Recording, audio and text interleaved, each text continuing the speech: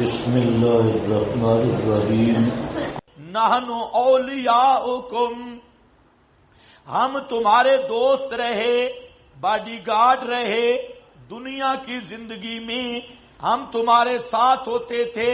اور body guard کبھی بدر میں اترتے تھے، کبھی احد میں اترتے تھے، کبھی جب تم مسجد اقصی میں سوئے ہوتے تھے ہم تمہارا پہرا دیتے تھے۔ اولیاؤکم فی الحیات الدنیا، کوئی کیڑا نہ کاٹ جائے، کوئی سانپ نہ آ جائے، بچھو مینڈکے نہ آ جائیں، یہ محافظین ملائکہ ہیں جو دنیا میں اور القاء کرتے تھے صبر کا۔ جہاں بھاگنے کو شیطان کہتا بھاگ جا بھائی، نس نس نس، فرشتہ کہتا ٹھہر جا ٹھہر جا ٹھہر جا ٹھہر جا، صبر کر۔ القاء صبر، سکون در حوادث و الہام حسنات، نیکیوں کا الہام حوادث میں، القاء صبر، یہ نحن اولیاؤکم فی الحیات الدنیا و فی الآخرہ، اور آخرت میں بھی ہم تمہارے ساتھی ہیں، آخرت میں بھی ساتھی ہیں، برزخ میں بھی پروٹوکول سے لے جائیں گے، پھر قبر سے نکلو گے تمہارے ساتھ ہوں گے، جنت تک تمہیں لے جائیں گے، آخرت میں بھی ساتھی ہیں۔ وَلَكُمْ فِيهَا جنت روحانیہ، واسطے تمہارے فیہا اس جنت جسمانیہ میں۔ یہ جو جنت روحانیہ کہہ رہا ہوں یہ خوشخبری خود خوشی ہے، جب وہ کہہ رہے ہیں وَلَكُمْ فِيهَا مَا تَشْتَهِي أَنفُسُكُمْ، واسطے تمہارے اس جنت میں وہ چیزیں ہیں جو تو چاہیں گے تمہارے انفس، تمہاری جی چاہیں گے۔ وَلَكُمْ فِيهَا مَا تَدَّعُونَ، واسطے تمہارے اس جنت میں وہ چیزیں ہیں جو تم منگواؤ گے، جس کا تمہارے یعنی اضطرارن کچھ چیزیں ملیں گی، کچھ اختیارن ملیں گی۔ پہلی چیزیں ہیں ما تشتہی انفسکم، جو طبیعت کا تقاضا ہے بطور اضطرار کے، وہ چیزیں بھی ملیں گی۔ اور وَلَكُمْ فِيهَا، اور واسطے تمہارے اس جنت میں یہ دوم اختیاریہ، عقلیہ، روحانیہ، وہ چیزیں جس کی تمنا کرو گے۔ تدعون، اور یہ ساری نعمتیں ہوں گی کیسے؟ نزولن، نزولن، بطور مہمانی کے یہ اکرام ہے۔ اور نزول بھی کس کی طرف سے ہوگا؟ من غفور الرحیم، من غفور الرحیم۔ نزولن پر ایک شبہ پیدا ہو سکتا تھا کہ یار ہم تو بڑے گناہ گار ہیں، تو وہ اتنا اکرام ہمارا کیسے ہوگا؟ اتنے گناہ کیے، کوتاہیاں کی، اللہ نے فرمایا مسئلہ نہیں ہے، مہمان بننا کس کا ہے؟ جو غفور ہے، جو سارے گناہ معاف کر دینے والا ہے۔ اور صرف غفور نہیں، ساتھ رحیم بھی ہے، گناہ معاف کر کے تانا بھی کبھی نہیں دیا۔ من غفور الرحیم۔ او جی، ان الذین قالوا ربنا اللہ، اس پر ذرا عبارت دیکھیں، یہ کون ہیں؟ واہ، امام ابو بکر صدیق رضی اللہ تعالیٰ عنہ فرماتے ہیں قالہم الذین لم یشرکوا باللہ شیئا۔ واہ، یہ تفسیر ہے صدیق کی۔ کون ہے؟ قالوا ربو نلہ، آپ بولنا بند ہو گئے، ربو نلہ، یہ کون ہے؟ الذین لم یشرکوا باللہ شیئا، جنہوں نے اللہ کا کسی کو شریک نہیں کیا۔ آگے آگے ذرا خیال کرنا، فَلَمْ يَلْتَفِتُوا إِلَىٰ إِلَٰهٍ غَيْرِهِ، اور کسی کی طرف پکار کے لیے ملتفت نہیں ہوئے، کسی کو فریاد رد سمجھ کے اس کی طرف التفات بھی نہیں کیا، توجہ ہی نہیں کی کہ اے بابا بھی ہے، اے پنجہ بھی ہے، اے علم بھی ہے، نہیں۔ قضا کالا مجاہد و اکرمہ بسدی بے ایمان و غیر واحد و ان ابن عباس، اور ابن عباس کہتا ہے یہ کیا کہتے ہیں؟ الا شہادت اللہ الہ الا اللہ. اس لیے جہاں میں مانا کرتا ہوں ربنا الہنا، ربنا الہنا، ربنا الہنا، جو علماء ہیں وہ سمجھ جائیں گے. توحید ربوبیت اور ہے، توحید الوہیت اور ہے، اور کئی مقام پہ رب مانا الہ آیا. الستو بے ربکم میں بھی رب مانا الہ ہے، رب اللہ میں بھی رب مانا الہ ہے، مر ربو کا میں بھی رب مانا الہ ہے. اور اس لیے یہاں ابن عباس کی تائید ہے کہ یہاں پر کیا فرمایا؟ رب اللہ، یعنی کھڑے ہو گئے اللہ الہ الا اللہ بطلا عمرو. حضرت فاروق اعظم نے آیت پڑھی علل ممبر، ممبر پہ کھڑے ہو کے، بہت زبردست ہے، ذرا خیال کرنا. فاروق اعظم، یہ ضرب فاروقی آ رہی ہے ہر مداہن کے سر پر. فرماتے ہیں استقاموا، استقاموا واللہ للہ بطاعتہ، اللہ کے حکم کی، اللہ کے لیے اطاعت پہ ڈٹ گئے.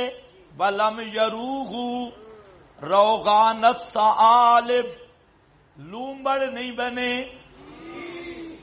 لومڑ کیا کہتے ہو پشتو والے؟ گیدڑ اور لومڑ میں فرق ہے. لومبڑا، ہاں لومبڑا نہیں بنے. لومبڑ جو ہوتا ہے اس کی منہ اتنا ہوتا ہے، اتنا، اور دم اتنی موٹی، اور جب وہ بھاگتا ہے تو وہ منہ ادھر، سر ادھر کرتا ہے اور دم ادھر کرتا ہے. دم ادھر مار کے نکل ادھر جاتا ہے. تو حضرت فاروق اعظم نے فرمایا لومبڑ نہیں بنے. ثم استقاموا، لومبڑ کون ہے؟ جس کی دم اور طرف ہو، سر اور طرف ہو، ادھر اشاعت التوحید کا نام بھی ہو، اور ختم بخاری اہل بدعت سے کرائے.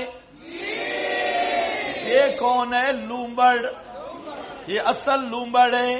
ادھر اشاعت التوحید کا نام بھی ہو اور اپنے مدرسے کا افتتاح زید الراشدی سے کرائے. یہ بھی کون ہے؟ لومبڑ. لومبڑ ہے، منہ ایک طرف ہے، دم اور دبر دوسری طرف ہے، اس لیے یہ لومبڑ ہے. ثم استقاموا، لومبڑ نہیں بنے. مشرکوں کے جنازے نہیں پڑے. ادھر اشاعت التوحید کا نام بھی ہو اور بڑے بڑا کوئی مشرک مر جائے اس کے جنازے میں بھی دبر سمیت جائے لومبڑ. دبر ادھر دے، منہ ادھر دے، ایسا لومبڑ نہ ہو. اور اہل بدعت کے ساتھ اختلاط، اہل شرک کے ساتھ اختلاط کرنے والا یہ لومبڑ ہے. لومبڑ کیا ہے؟ یہ میرا معنی نہیں، فاروق اعظم کا معنی ہے. جو صوفی پریشان ہیں وہ ذرا اصل عبارت دیکھ لیں کہ لومبڑ بننا یہی ہوتا ہے. میں اشاعت التوحید کا بھی ہوں، مسئلہ کا نشاتی ہوں، اور سیاست میں جمعیت علماء اسلام کے ساتھ ہوں. یہ ہے لومبڑ. سار اشاعت میں اور دبر جمعیت علماء اسلام میں بھی ہوئی ہے.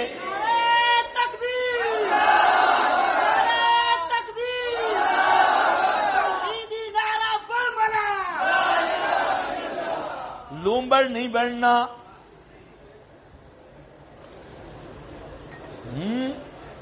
ہے اشاعت التوحید، دورہ بھی پڑھے اور دورہ حدیث بدعتیوں کے پاس جائے. یہ لومڑ ہے. سر کہیں ہے، دم کہیں ہے بدعتیوں کو. اور یہاں اشاعت التوحید کے مدارس میں بھی رہے اور دارالفتاح کے لیے جامعۃ الرشید میں چلا جائے،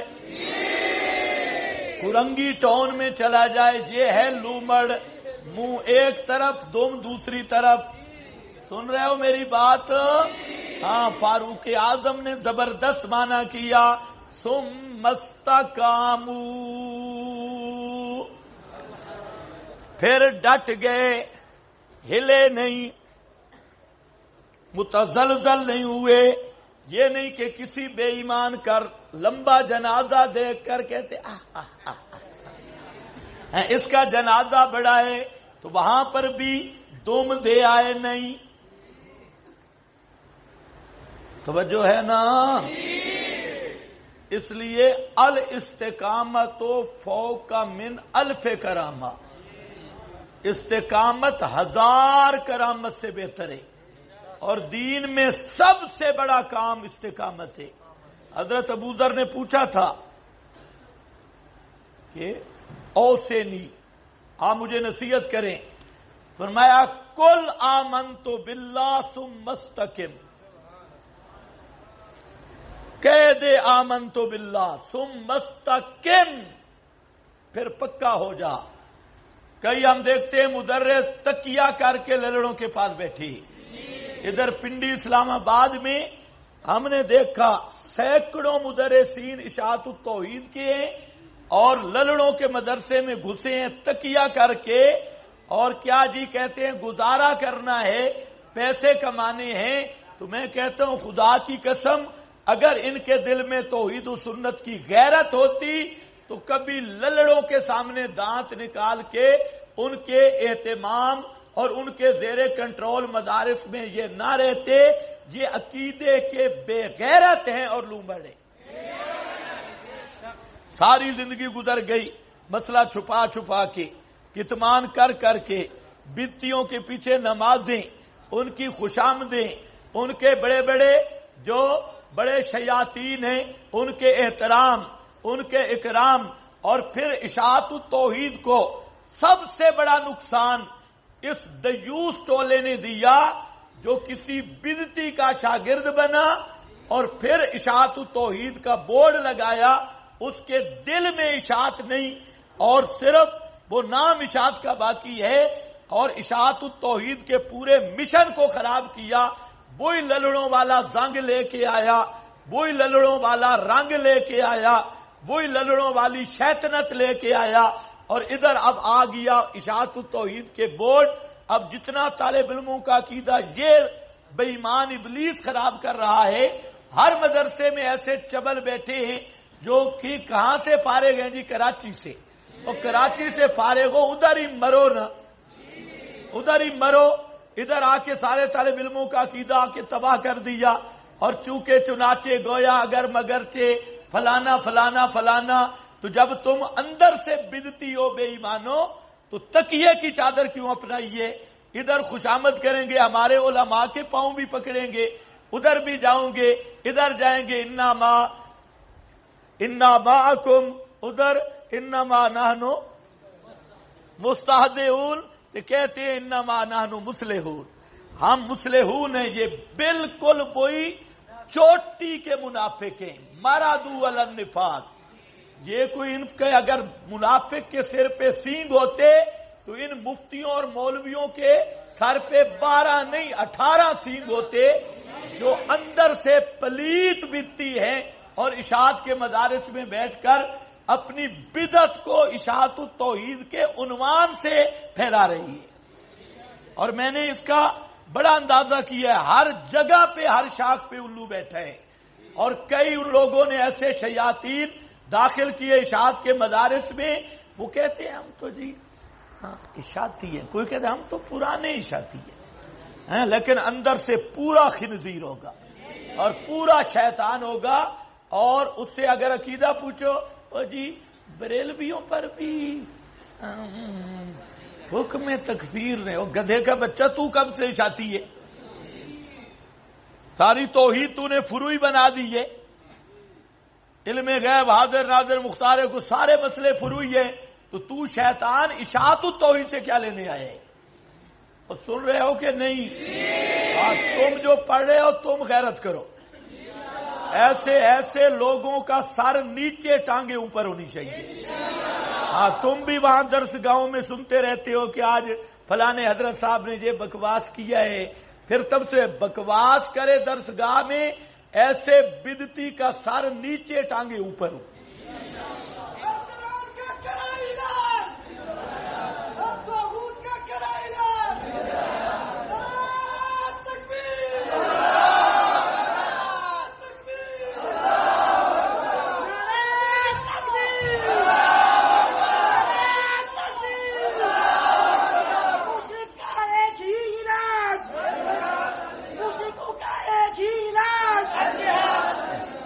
بس بس تیرا گلا بھی بیٹھ گیا. صرف نعروں تک نہ رہو، توحید و سنت کی تحریک بن جاؤ، اور جہاں جاؤ پتہ چلے کہ کوئی جہاں پڑھ کے گیا ہے. ایسی تحریک بنو کہ ہر بدتی کو پتہ چلے بھئی کس کے ہاتھ لگے، کہاں یہ رہا 2 مہینے. مفسر قسمت پہ بنو گے. عقیدہ سیکھ کے عقیدے کو بیان کرو. بھائی، مسئلہ توحید اور سنت میں کسی کی کوئی رعایت نہیں. ثم استقاموا، پک گئے. یہ ابن کثیر کا حوالہ ہے. سفیان بن عبداللہ الثقفی کہتے ہیں قلت یا رسول اللہ قل لی فی الاسلام قولا، اللہ کے محبوب مجھے اسلام میں ایسی بات بتا دو لا اسأل عنہ احدا، کسی سے نہ پوچھوں اس کے بارے میں آپ کے بعد. قالا قل آمنت باللہ ثم استقم، کہہ دے میں ایمان لایا پھر پکا ہو جا. سنن الکبریٰ رقم 1177. کچھ سمجھ گئے؟ اور یہ اور صحابہ سے بھی مروی ہے یہ حدیث. آگے یہ اللہ تخافو بوقت موت بدر قبر بوقت بعثت قضا فی در المنصور. زید بن اسلم ہے، یہ راوی ضعیف ہے. نہیں، زید بن اسلم تو تکڑا ہے، عبد الرحمن بن زید بن اسلم کا بیٹا وہ ضعیف ہے. قال مجاہد بسدی بزید بن اسلم، سدی کو ہم استدلال میں نہیں پیش کر رہے. ببنہ، اس کا بیٹا یعنی عند الموت قائلینا اللہ تخافو. مجاہد اکرمہ زید بن اسلم کہتے ہیں مما تقدمون علیہ من امر الاخرہ، یعنی آخرت کے بارے میں خوف نہ کرو. ولا تحزنوا علی ما خلفتموہ من امر الدنیا من بلد و اہل و مال او دین فإنا، ہم اس کے خلیفہ ہیں تمہارے، پچھلوں کا غم نہ کرو. یہ معنی ہے. اور آگے نزولاً پر حاشیہ ہے ضیافتاً و عطاءً و انعاماً من غفور لذنوبکم رحیم بکم رؤوف ہے سو غفرا و سترا و رحمہ و لطفا. میں نے معنی کیا کیا؟ ایسا غفور کہ تانا بھی نہیں دیتا، سترا رحیم، رحمہ سترا چھپا دیا، بس ختم. آگے آؤ. ومن احسنو، ربط کیا بنے گا؟ فرمایا اور مسئلہ توحید پہ پکے رہنا ہے، خوابوں سے متاثر نہیں ہونا، شیاطین سے متاثر نہیں ہونا. کامیاب ہوئی ہوگا جو مرتے دم تک ربنا اللہ فادو اللہ پہ پکا رہا. اب صرف خود نہیں پکا رہنا، آگے اسی مسئلے کی دعوت دینی ہے. یہ مسئلہ بیان کرو، یہی مسئلہ بیان کرو لوگوں کے سامنے. جو مسئلہ یہ ہے مسئلہ توحید، اس لیے فرمایا ومن احسن قولا ممن دعا الی اللہ وعمل صالحا وقال اننی من المسلمین. ومن احسنو، کون سونا ہے؟ ومن احسنو، کون زیادہ خوبصورت ہے؟ کون سونا میکبوں والا نہیں، ٹیپ ٹاپ والا نہیں، سروں والا نہیں، ایکٹنگ والا نہیں، یہ کنجروں کی کٹ کرنے والا نہیں. ومن احسن قولا، کون سب سے بہتر ہے ادروئے بات کے، ممن، اس آدمی سے دعا الی اللہ، جس نے دعوت دی اللہ کی طرف. یعنی مسئلہ توحید کی طرف، اور اسی مسئلہ کی طرف ربنا اللہ، اسی مسئلہ کی طرف فادعوا اللہ، اللہ ہی کو پکارو جو یہ دعوت دینے والا ہے۔ وَمَنْ أَحْسَنُ قَوْلًا مِّمَّنْ دَعَا إِلَى اللَّهِ۔ نمبر 1 دعوت ہو، دعوت اللہ، لیکن وہ دعوت اللہ کے دکان سے کچھ نہیں ہوتا، مکان سے نہیں۔ فادعوا اللہ مخلصین لہ الدین، اسی مسئلہ کی طرف پکار سننے والا صرف اللہ، حاجتیں پوری کرنے والا صرف اللہ، رکوع سجدے کے لائق صرف اللہ، حاکم حقیقی صرف اللہ، جو یہ دعوت دینے والا ہے۔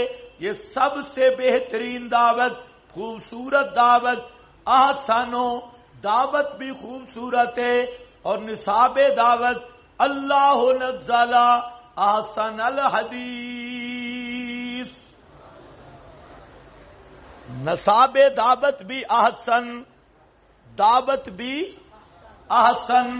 ممن دعا الی اللہ وعمل صالحا، یہ دائی کا کردار ہے کہ دائی چرسی نہ ہو، وعمل صالحا جو دعوت اللہ دینے والا ہے پوڈری نہ ہو، شرابی نہ ہو، بے نماز نہ ہو، عامل صالحا کنجوس نہ ہو، پیسے بٹورنے والا شیطان نہ ہو، عامل صالحا فیس لینے والا ڈنگر نہ ہو، عامل صالحا دعوت بھی ہو اللہ کی طرف، اللہ کی طرف، اور دعوت بھی کس کی ہو؟ فادعوا اللہ والی، وعمل صالحا، یہ کردار ہے دائی کا، دائی کا کردار اور کریکٹر بھی عمدہ ہو، وہ کتے کی طرح یلہس نہ ہو، یلہس نہ ہو،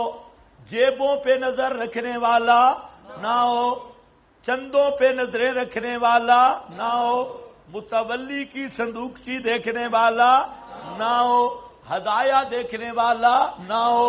یہ عامل صالحا سب سے اونچا کردار ہونا چاہیے جو داعی توحید ہو، کیونکہ توحید کی دعوت یہ ہے احسن، تو دائی کا عمل بھی ہونا چاہیے احسن۔